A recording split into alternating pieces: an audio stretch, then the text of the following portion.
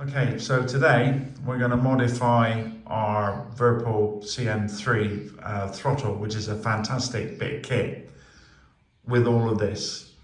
So we're going to be adding starter switches, which also incorporate lift gates for the throttle. So when we pull up these levers, then they will also activate in sim as well. And also we've got a multi-stage like flap detent lever, okay, which is then going to make our axes lever here have either 3, 5 or no detents, depending on how we position this fella on actually on the throttle.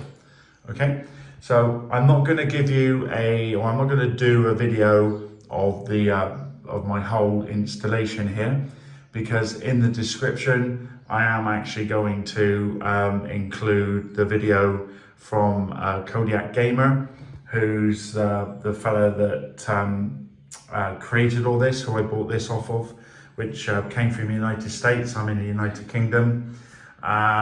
So basically what we've got to do is we've got to take the heads off the throttles and then refit these igniters over the stems, put it all back together, connect up this wiring harness, which is also a USB connector, so it can be read by the sim, and then I'll install it back on my rig, and then you can see it in operation. So I will do some periodic pictures so you can see how the installation is going. I've had a look at Kodiak Gamer's video, because he gives a full step-by-step video on actually how to install all of this onto that. But yeah, this is you'll get first-hand experience from me exactly what it's like. Okay. So stay tuned. Okay, first thing I noticed, I've just been removing the screws on the left-hand throttle unit, and it's a 2.5mm socket on each one of these screws, and I couldn't get the wrench in. The wrench would not go into the actual socket head, because a couple of the screws were actually filled up with like a glue substance, and I never noticed that before. You wouldn't really notice it unless you're trying to get the screws out.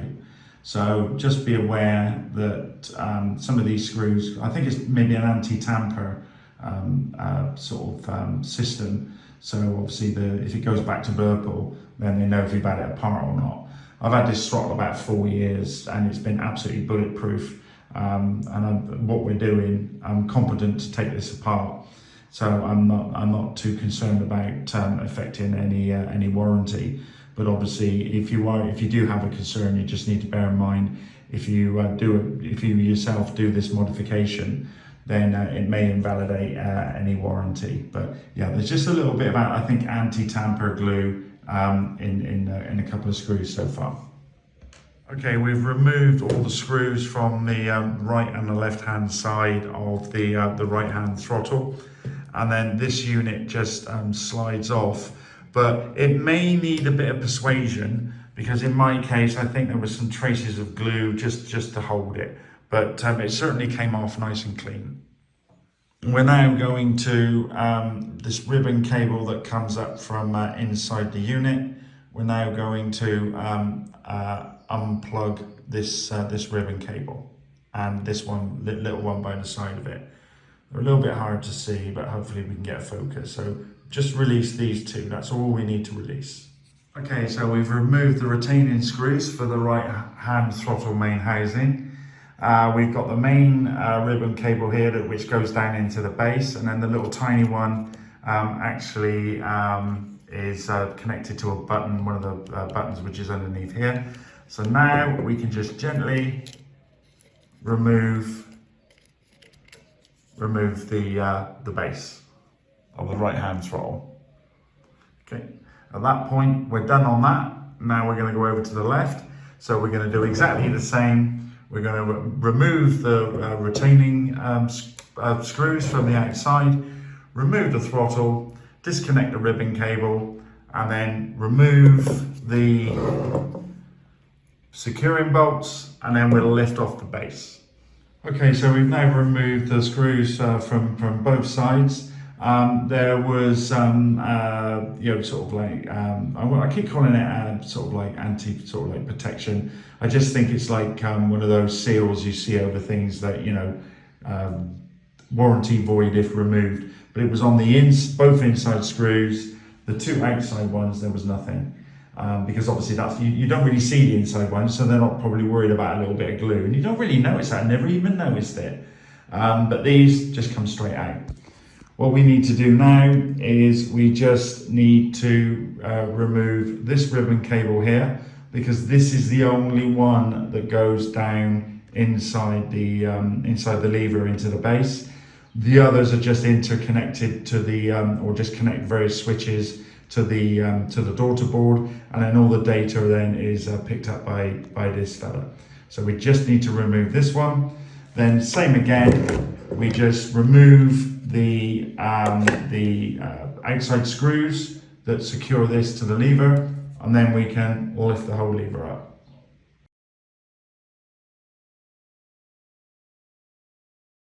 So that's all the screws removed now, and then feeding this cable through the base, we can just lift this one up, feed the cable through, and then the whole unit's then come away. And then we'll replace that, because it's the left lever, I've got that on the left side with all the screws, and then the right lever again with all the screws, so we don't get them mixed up. That now basically is our semi-naked throttle levers. We can now look at adding our ignition buttons. Okay, but there's, according to the instructions by Kodiak Gamer, there's one last thing to do, and that is to remove these two lower screws on the on these levers, rotate them round so that we can feed the ignition button up inside this channel here. So that's what we're going to do next. Okay, so I've removed, there's two screws on the bottom of each lever, so I've removed both sides. And there's no real need to slacken these off, because a little bit of tension is quite good, because we can just rotate that up, which just gives us a little bit of room to slide the unit in. Now, I've positioned the first one so you can see, where are we? There we go. So the first one is already in position. Now, when you get these units, okay, you'll notice, if I can get this camera to focus, you'll notice that there's a cutout, and on the other side there isn't. These are actually handed, all right? So you've got a right and a left hand. So you need to make sure that you put the correct igniter switch on the correct throttle.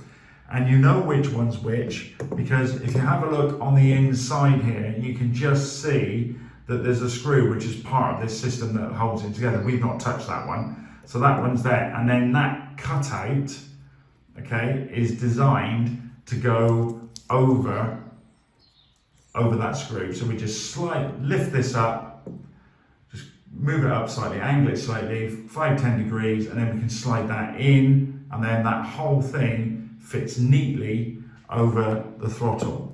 So I'm just angled that up a little bit. We feed the cable. Trying to do this while you're filming is not great. So we just feed that cable through. You can see that it goes in. We've got our cutout here in the correct position. And then all we're going to do is slide that over and then push it down. And it's a lovely fit. You don't have to force it. Certainly with mine, it goes on absolutely smooth as silk, but there is no play. If it doesn't go on, then I would just check, make sure you've not got anything caught. But yeah, it slides on absolutely perfectly. So now you can see we've got both igniters installed, and you can see that there's just a tiny little bit of this is the plastic from the stem of the throttle lever. There should be just a tiny little bit of plastic showing, and they actually fitted absolutely perfectly. Okay, so that part of the installation is now done. The next step is to refit all our levers in reverse order. The only thing I will note is pretty much all the screws are the same, but on this on the right hand throttle, like the larger part, when this comes apart, there's only this one screw that's slightly different. So you can see here that this is a much longer one compared to the other ones that were in there. So you just need to make sure. So we need to make sure that we fit that one in the correct position on our throttle. Okay. So I'm just going to take this opportunity when I've got it apart to give this a bit of a clean, and then we'll go through the reverse process and refit our throttles. And then the next thing we're going to do, we're going to open up the base, and then we're going to fit some screw savers, because apparently the aluminium on here is a bit thin, and naturally, if you're going to be maybe tightening up, loosening off, tightening up, loosening up the screws for the if you like, for the axes or flap adjusting lever, it could strip the thread. So I bought the additional kit, which also comes along with the various fittings that go inside to stop this having an issue. Okay, so I'll clean this up, put this back together, and there'll just be a couple of photos, maybe with a video, just showing the reconnecting of these ribbon cables. But that's pretty much the installation done now. When you fit the ribbon cable back on this one, just need to make sure that these other cables, that you fit the ribbon cable underneath, and then so there's no stress when you reconnect this one back in. Okay, that's the left throttle now fully assembled, and we can see how all this fits. We can see there's a little micro switch just underneath here, which catches on this lever when we pull it up, and that engages, for example, the lifters in the sim. Okay, I will also point out that these igniter units are marked at the front with an L and an R, so left and right. So there shouldn't really be, you shouldn't really get them mixed up. Okay, but they will only fit one way because of the cutout. So, but they are handed. Okay, perfect. So now we'll put the right throttle unit back together. Okay, you can see we've just inserted the small ribbon cable, which actually deals with some of the internal bits and bobs. But this is the main one that comes from the base of the unit, and these are really easy to fit. The one on the left throttle is the more trickier one, but these are really straightforward. Okay, so that's our throttle heads all put back together, and we've got no spare parts left over, which is always a bonus. Just be aware that all this, for me, your model might vary, but all the screws are the same with regards to the shells of the throttles, except this one at the front on the right hand throttle, the one at the bottom left hand corner here. That was the long one because it's got to go through more bit of the thicker bit of plastic, but apart from that, they're all the same. Okay, that is our throttle now modified. Certainly with the first unit, which was the igniters. Okay. Next step is the internals to fit all the flat modification. Okay. So let's have a look at that. Okay. So far, what we've done is we've removed the screws to the flap cover, because we're actually going to replace those. And then we've got these two, they're called like basically sort of like thread savers.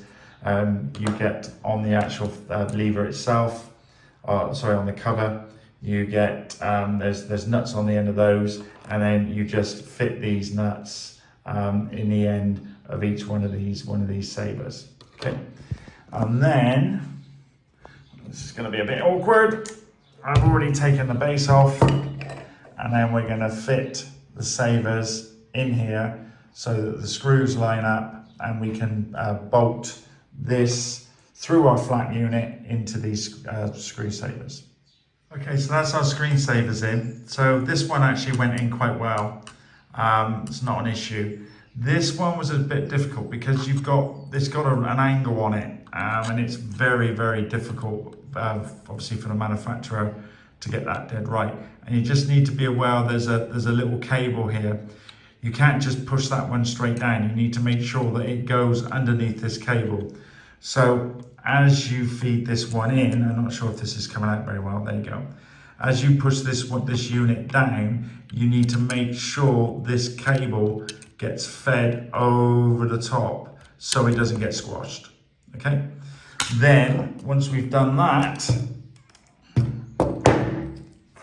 we can then fit our sliding collar, which is going to go backwards and forwards to give us either no detent, 3 detents, or 5 when we move this axis lever.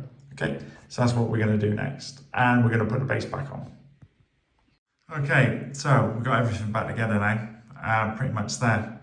So the lever is already fitted, and at the moment we've got no detent. So this collar is all the way forward, okay, and we've got axes as normal. And then if I bring this in just a little bit, 1 second. I've also fitted in here as a sprung roller bearing which runs on this track, and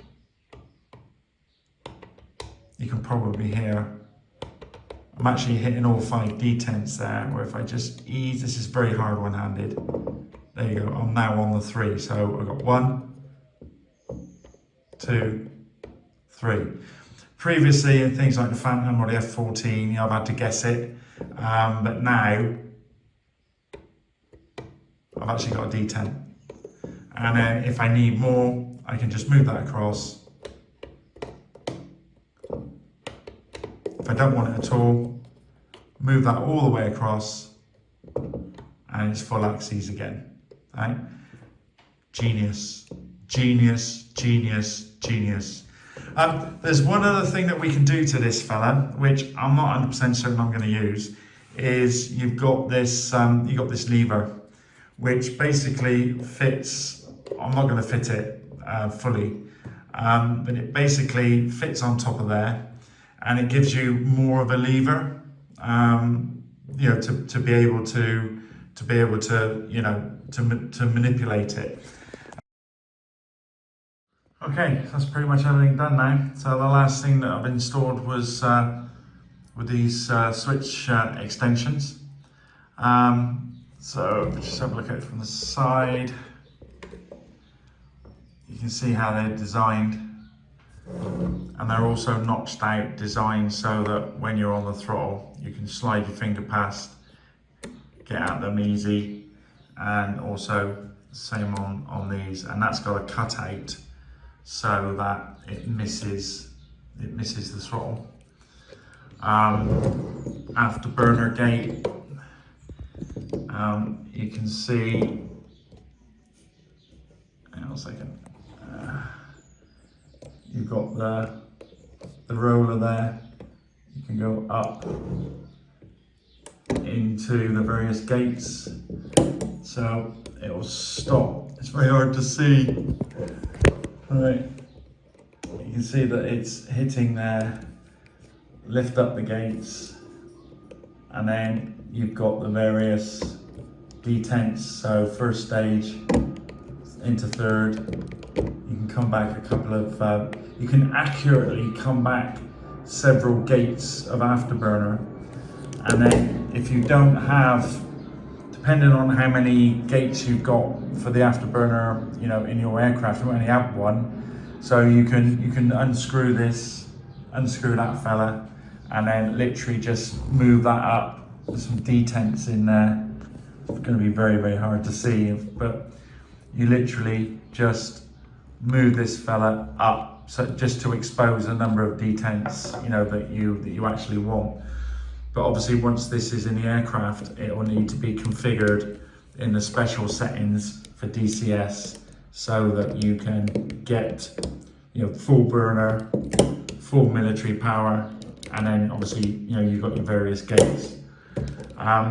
Last thing to do is to fit this wiring harness.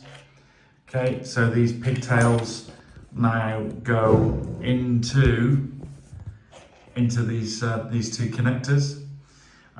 This, in my opinion, is the only messy bit. So like that is, you know, these things are basically gonna go down, but they obviously need a bit of movement.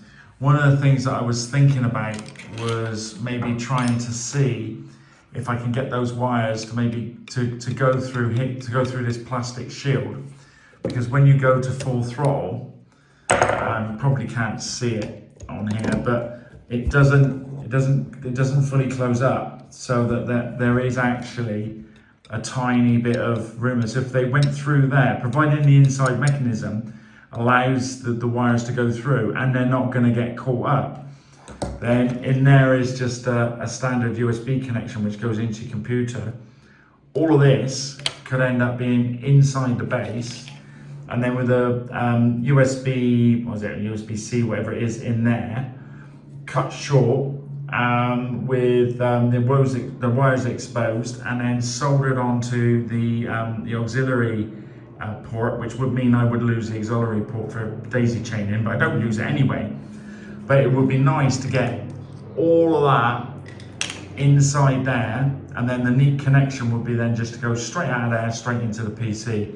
And then I don't have any of this wiring hanging outside. But for the first installation, keep it simple, keep it as was intended. Yeah, and we'll see how that goes. So in a second we'll be up on the sim, and because this should be picked up by Windows just as a button device, likewise in DCS, so we can configure our igniters and our throttle lifts, because just in here is a little micro switch which is picked up on this arm, and then as you bring the levers up, it can actually naturally bring these virtual levers in the sim up. Doesn't bother me, I mean, to be fair. I just, you know, I don't really use them, but be nice to see them up. But not that it's going to make any difference, because obviously I've got the physical stops there. Overall, so far with regards to this setup, or to the mod, I can't really fault it. The quality is phenomenal. Really good for, you know, Kodiak Gamer making these himself. I believe that he says they're 3D printed, but the quality of that is almost like injection molded. It's really good. Quite cost effective as well. I mean, I've got two sets here. So you've got set one, which is the just the igniters, the igniter switches, okay, and you get the USB cable with it, so that'll give you the starters, and obviously because it's built in the lift capability, okay, from the micro switches, because that's all in one unit. That's one product. And then the next product is the switch covers and the flap lever, which obviously, as I said, is multi-stage, because you just move this, just release these, literally just half a turn. And you can see there are multiple detents, and you've got big ones, okay, for the 3 position. So it's like off, mid, full. Move this lever in, then gives you access to these slightly, you can see these are not as recessed as much as these others. This will then give you a 5 position, and it's enough that you can feel. So, you know, like for instance, there's nothing worse than, you know, for example, in the you know, in the F14, you know, I bring that back, and like, have I gone too far? Am I in the middle? But you know, it's you know, you can actually feel that there is a detent there. Very well thought out, Very, very good quality. So far, I can't fault it.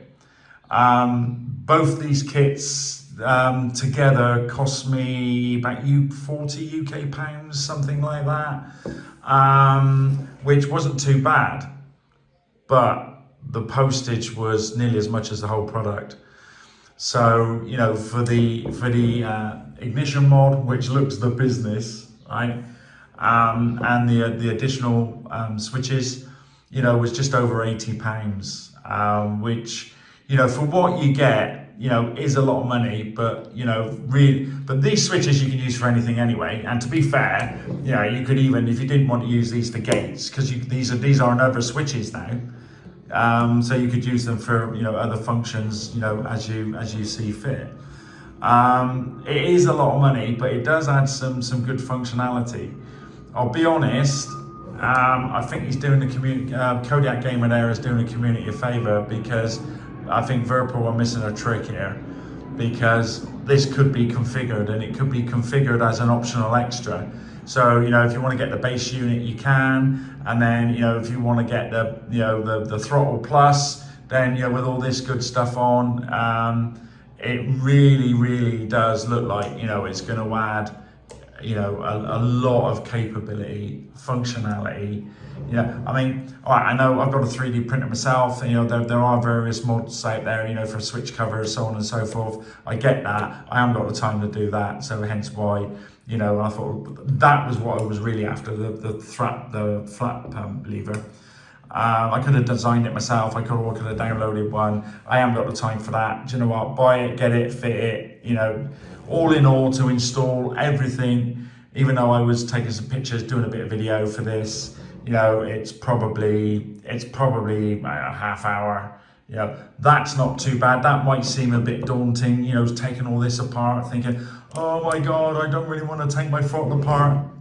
You know, it's like, you know, worst case, half a dozen screws, ease it apart, 2 cables on that one cable on that one, ease it all off, put them on, put it back in reverse order. You know, it really isn't, you know, any hassle at all.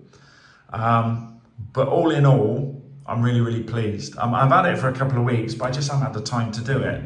But I'm really glad I have now. But these are going to be so much. I mean, you know, one of the immersion breakers is either using a switch that isn't appropriate, you know, on one of your panels to, you know, to bring the throttles up, or, you know, to bring on the igniters, the starters.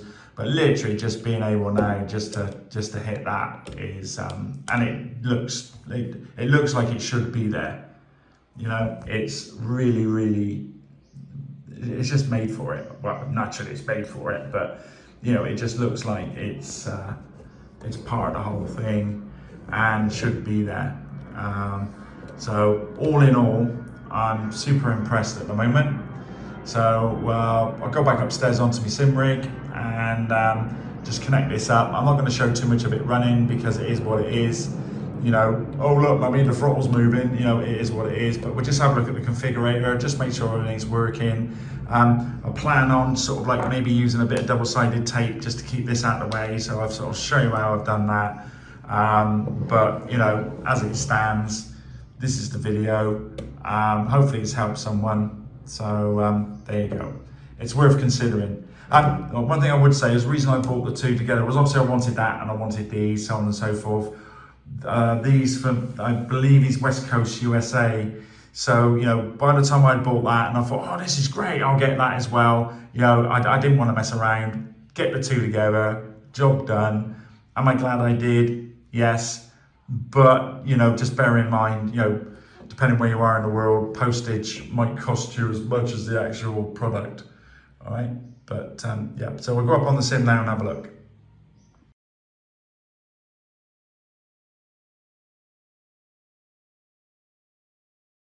Okay, so we're up on a sim rig at the moment. I've just, this throttle's ran the wrong way, but I've just connected up the cables to yeah, the USB to the igniter switches. And here we have a 3D printed like junction box, if you like. and it was, you know, it looked like it was coming apart, and it's just a press fit. And it sort of came apart, and I was presented with this. I don't know whether you can see. I don't think this is going to focus. Hang on a sec. Those wires are just butt soldered together. So if this harness was to come apart, which it came apart and I hadn't even used it, right? So if that had come apart in use, it would have meant all these wires would have been touching. Maybe it could have shorted this fella out. Maybe it could have obviously caused some issues with the you know, USB ports in the computer. That is not acceptable. Absolutely not acceptable. It wouldn't have taken much to have. I do this stuff. I make this stuff myself for myself, and I do repairs for other people. But it absolutely wouldn't have taken anything to have a piece of shrink wrap tubing placed over the, you know, over the end, like split this tail slightly longer, have a bit of shrink wrap tubing. Obviously these are going to be tinned previously, solder them up, move the heat shrink tubing over, and then isolate each one of those connections. That's not acceptable. Or the other thing that he could have done is, you can see there's a channel for each one of these sets of wires to, you know, make sure, because that's the separation. That comes apart, there is no separation. The other option would be to hot glue that together, so you could put each wire in its track and just run a bit of hot glue over it, okay, and then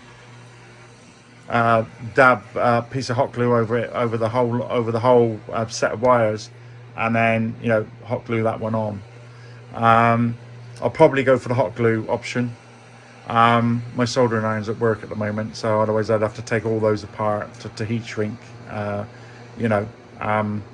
So yeah, that's really not good. Really not good. So, but if you know about it, you can be prepared. So if you're going to get this, would I still buy it if I knew about that? Absolutely. You know, I'm a bit cheesed off that, you know, that's not been, no one's actually mentioned that before, because that's bad. That's bad. It's not going to catch fire, but it's going to blow that up potentially, or it could end up blowing up your computer, or certainly, you know, damage the, you know, something to do with the USB side of it. That's not good. That's not good. Okay. So Kodiak Gamer, please address this. Okay, please address this. And if you do get one, then, you know, be aware of it. Take that part. I'll be honest, you know, that it may have been an oversight, I don't know, but that should have been glued together. That should have been hot glued. You know, wouldn't take much to hot glue that, glue the cap over. It ain't coming apart, because the way that I was going to fix this was I was going to double side that tape onto there, so that with the tracks, when the throttles move backwards and forwards, wires can flex. That ain't good. That ain't good. But don't be detracted from the product as such because it's good. That's the only fault. It's a bad one, don't get me wrong, but if you know about it, you can fix it. It's like, if you're competent enough, right, to take these covers, take these throttles apart, strip it out, put the covers back on, put it back together, and then reassemble it, you can deal with that, right? But just watch that if you get it, right? Okay. Happy days. Well, hopefully I'll be back in a second with I'll see what I can do to repair this now. So I want to get this video out, you know, like finished today. I'm not sure when it's going to come out where you'll get it because you're seeing it. Excuse me, but I want to try and get all this done today if I can. But yeah, we'll get this sorted out and then we'll try it. Okay, see you in a bit.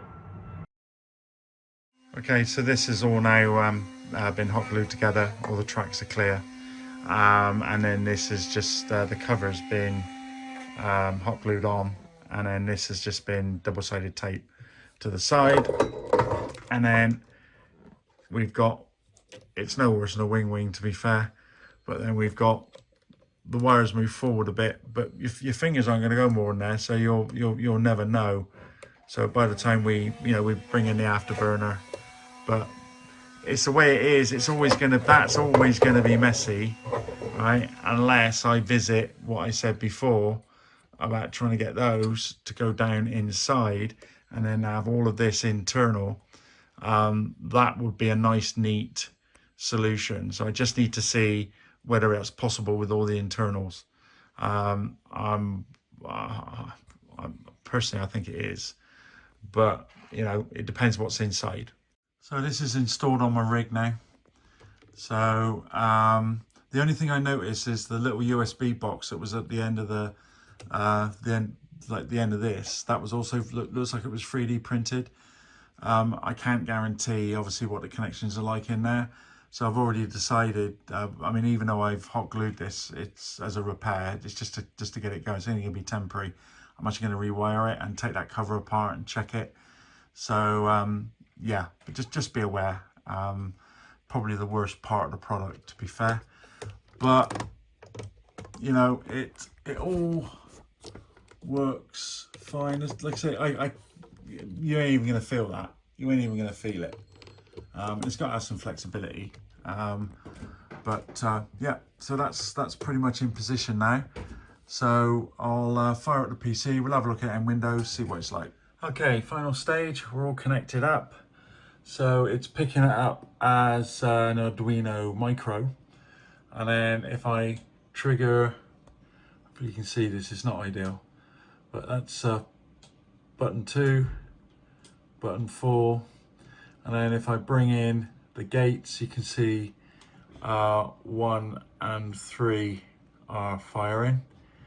I've had a bit of an issue, to be fair, and I've been pulling my hair out with it. So the problem I had was when I go into Afterburner, then this, hang on a minute, let me just bring that down a bit. When I come up and I hit this switch, I can pull this up and it fires the button. But then when I go into the Afterburner gate, this was going back down, so it wasn't staying up to trigger the action of holding up, like the virtual. Sorry, let me just move around. The virtual levers. So the button was going off, whereas that's for the right hand one, but the left hand one was staying on. So it's like it was touching the button. So when I was there, let me just bring this back round.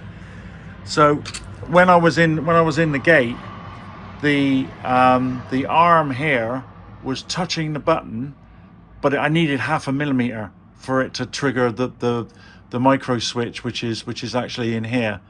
Other one was fine, and then when I was up like with the left throttle on the Afterburner gates, it was fine. Whereas this one, it wasn't even triggering. So I needed another 0.5 millimeter. I took I undid the throttle. I made sure that the actual button was seated correctly. I didn't take it off, but I took all the bolts out, just made sure that this was down as far as it absolutely could go, and it was tight. I checked the geometry of all the actual physical levers to make sure that they were working and there wasn't any tolerances out there. I checked the height of the rollers in here with regards to the Afterburner gate, and it was fine. And then I was like, and I thought there's got to be something wrong with the geometry of this switch. This whole bracket. It was on correctly, but I just needed 0.5 millimeter for the switch in there to trigger. So what I found was there was a little bit of flex. Now, whether there was a little bit less tolerance on the bottom of my lever, whether there was a little bit less tolerance on the bracket here, it was like the width of 2 bits of paper, thick piece of paper. That was all it was.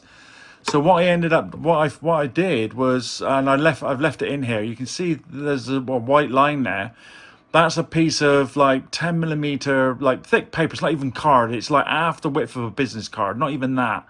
About 4mm wide. And I just pushed this down, slid that in, and lo and behold, it was enough to just trigger that micro switch and keep it all triggered. I mean, you're not going to see up there, but you can see, because the problem was, if I come up, you're looking at the two top left ones.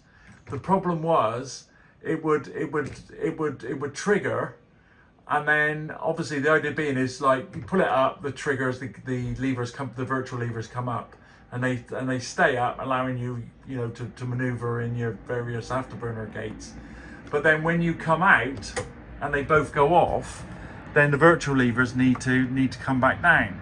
And without that micro switch, working correctly in there, then it was never going to work. And then obviously putting that piece of paper in just to ease this unit over a little. You can see there's a tiny little bit of tolerance there, a little bit of wiggle, and that was just enough to throw it all out. Anyway, it's fine now. It's all sorted.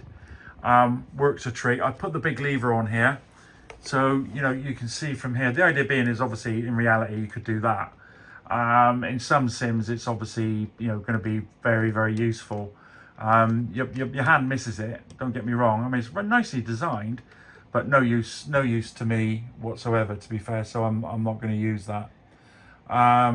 So all things being equal, we are now done, and I'm pleased it's all sorted. Really pleased. Starter buttons. This I don't know whether this Arduino Micro has got some additional functions available, because there's a load of, but I don't know what there is there. There's a fair old few switches indicating whether it be feasibly possible to tap off and get some more. I'm not even going to try. So is it worth it? Make your own decision. To me it is, but like I say, watch that connector from the that actually plugs in from the wires here. Check that connector, make sure that's nice and safe. Mine's okay at the moment, and it's actually on my Virpil, it's actually double-sided taped up to there, and the bit that's a bit dodgy, double-sided there. It's all glued up. It's fine. It ain't going anywhere. It's safe. But yeah, apart from that thing, yeah, it's good. But postage is steep. But it has come from West Coast America. I think it was bought on Etsy, so I think their postage is a bit steep anyway. But apart from that, the quality's nice. That was a right royal pain to sort out, because I thought it was the geometry here, but like I say, it was just a little bit of thick paper. Job done. And I used white just so you could see it. But I'll change that for a little bit of black or something later. But yeah, perfect. Absolutely perfect. So anyway, I hope you like this video. Please like and subscribe. And if you've got any comments on yours, please, with any experience of your particular unit, please say so in the comments.